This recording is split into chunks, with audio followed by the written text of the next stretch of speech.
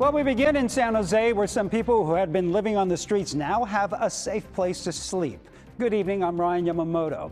A new interim housing facility is opening on San Ignacio Avenue in the southeast part of that city, not far from the intersection of Monterey Road and Highway 85.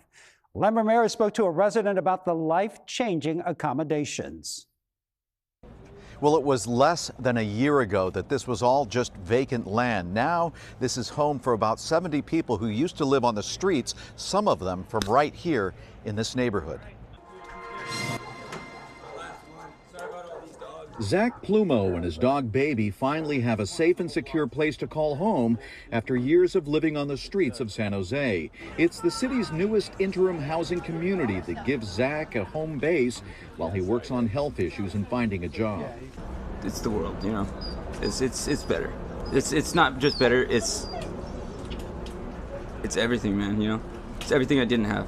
Zach was one of the first to move into this 2.5-acre, 130-unit community built from scratch starting last May 1st. From breaking ground to cutting the ribbon, it all came together in 11 months. It's a model of what's possible when we stop making excuses and start working together with urgency, with creativity, and with a sense of shared responsibility. The project was a unique partnership between developer John Sobrato and the city of San Jose. Sobrato owns the land and leased it to the city for $1 a year for 10 years to provide the badly needed housing.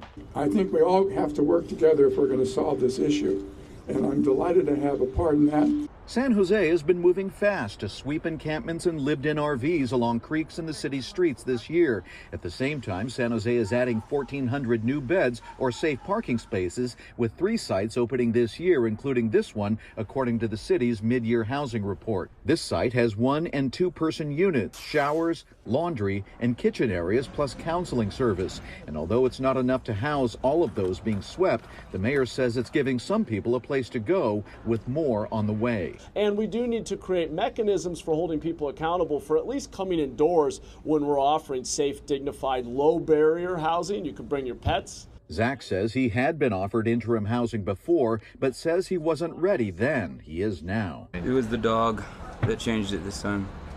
The dog, my baby. How so?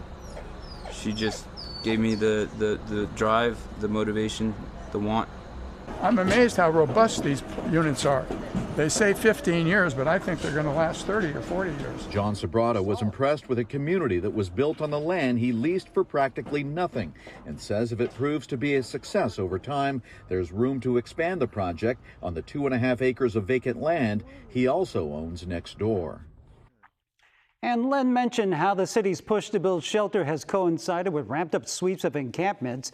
According to the data presented to the City Council this week, San Jose has cleared out 530 encampments this year and instituted temporary RV bans in at least 30 locations. But several council members have raised concerns about whether that's an effective use of limited city resources.